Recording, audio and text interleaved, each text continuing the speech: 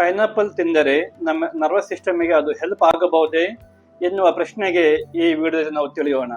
ನಾನು ನಿಮ್ಮ ಡಾಕ್ಟರ್ ದೀಪಕ್ ಬಿಲ್ಲೆ, ಆಯುರ್ವೇದ ತಜ್ಞ. ಪೈನಾಪಲ್ ಅನ್ನುವುದು ಒಂದು ಸ್ವೀಟ್ ಮತ್ತು ಆಮ್ಲ ಇರ್ತಕ್ಕಂತಹ ಒಂದು ಹಣ್ಣಾಗಿದೆ.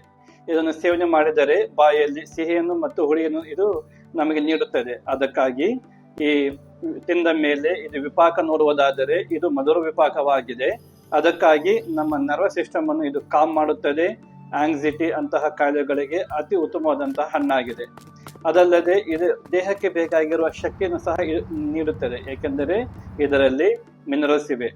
ಹೀಗೆ ನಾವು ಇನ್ನು ಡೆಪ್ತ್ ಆಗಿ ನಾವು ನೋಡುವುದಾದರೆ ಇದರಲ್ಲಿ ಬ್ರೋಮಿಲಿನ್ ಮತ್ತು ಮಿನರಲ್ಸ್ ಇದೆ. ಬ್ರೋಮಿಲಿನ್ ಅನ್ನುವುದು ಒಂದು ಎಂಜೈಮ್ ಆಗಿದೆ. ಈ ಎಂಜೈಮ್ನಿಂದ ರಕ್ತ ಪ್ರಸರಣವಾಗುತ್ತದೆ. ಅದರಿಂದ ನರ್ವ್ಗೆ ಬೇಕಾಗಿರುವ ಶಕ್ತಿಯನ್ನು ಇದು ನೀಡುತ್ತದೆ, ಏಕೆಂದರೆ ಇದರಲ್ಲಿರ್ತಕ್ಕಂಥ ಮಿನರಲ್ಸ್ ಎಲ್ಲ ನರ್ವ್ಗಳಿಗೆ ಕಾಮ್ ಮಾಡಿ ಅದು ಆಂಗ್ಸೈಟಿ ಅಂತಹ ರೋಗಗಳಿಗೆ ಅಥವಾ ನಿದ್ದೆ ಬರದಂತಹ ರೋಗಗಳಿಗೆ ಇದು ಅತಿ ಉತ್ತಮವಾದಂತಹ ಹಣ್ಣಾಗಿದೆ. ಅದಲ್ಲದೆ ಇದನ್ನು ನಾವು ಇನ್ನೂ ಹೆಚ್ಚಾಗಿ ನೋಡುವುದಾದರೆ ಈ ಹಣ್ಣನ್ನು ತಿಂದರೆ ಡೈಜೆಷನ್ ಪವರ್ ಹೆಚ್ಚಾಗುತ್ತದೆ. ಯಾರಿಗೆ ಡೈಜೆಷನ್ ಹೆಚ್ಚಿಗೆ ಇದೆಯೋ ಅಥವಾ ಯಾರಿಗೆ ಹಸಿವೆ ಹೆಚ್ಚಾಗುತ್ತದೆಯೋ ಅವರ ಮೈಂಡ್ ಯಾವಾಗಲೂ ಕಾಮ್ ಆಗಿರುತ್ತದೆ ಎಂದು ಆಯುರ್ವೇದದಲ್ಲಿ ಸಿದ್ಧಾಂತವಾಗಿದೆ. ಹೀಗಾಗಿ ಈ ಹಣ್ಣನ್ನು ನಾವು ತಿಂದರೆ ನಮ್ಮ ದೇಹಕ್ಕೆ ಬೇಕಾಗಿರುವ ರಕ್ತ ಸಂಚಾರ ಹೆಚ್ಚಾಗುತ್ತದೆ, ನರ್ವಸ್ ಸಿಸ್ಟಮ್ ಕಾಮ್ ಆಗುತ್ತದೆ, ಹಾಗೂ ಮಿನರಲ್ಸ್ ಇಂದ ದೇಹಕ್ಕೆ ಇದು ಪೋಷಣೆ ನೀಡುತ್ತದೆ ಮತ್ತು ಡೈಜೆಷನ್ ಸಹ ಇದು ಹೆಚ್ಚು ಮಾಡುತ್ತದೆ. ಇದನ್ನು ಯಾರು ತಿನ್ನಬಾರದು ಎಂದರೆ ಯಾರಿಗೆ ಗ್ಯಾಸ್ಟ್ರಿಕ್ ಇದೆಯೋ, ಯಾರಿಗೆ ಬಲ್ಚಿಂಗ್ ಅಂತಹ ರೋಗಗಳು ಇದೆಯೋ ಅವರು ತಿನ್ನಬಾರದು.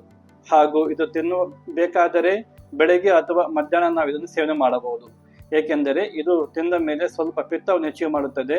ಅದಕ್ಕಾಗಿ ರಾತ್ರಿಯಲ್ಲಿ ಸೇವನೆ ಮಾಡುವುದು ಅಷ್ಟು ಇದು ಒಳ್ಳೆಯದಲ್ಲ. ಇದು ಸೇವನೆ ಮಾಡಿದ ಮೇಲೆ ಹಾಲು ಕುಡಿಯುವುದು ಸಹ ಇದು ಒಳ್ಳೆಯದಲ್ಲ. ಹೀಗೆ ನಾನು ಪೈನಾಪಲ್ ತಿಂದ ಮೇಲೆ ನಮ್ಮ ದೇಹಕ್ಕೆ ಏನಾಗುತ್ತದೆ ಎಂದು ಎಲ್ಲ ಈ ವಿಡಿಯೋದಲ್ಲಿ ನಾನು ತಿಳಿಸಿದ್ದೇನೆ. ಇದೇ ರೀತಿಯಲ್ಲಿ ನಿಮಗೆ ಅನೇಕ ವಿಡಿಯೋಗಳು ನೋಡಬೇಕಾದರೆ ನಮ್ಮ ಚಾನಲನ್ನು ಸಬ್ಸ್ಕ್ರೈಬ್ ಮಾಡಿ, ಶೇರ್ ಮಾಡಿ ಹಾಗೂ ಲೈಕ್ ಮಾಡಿ.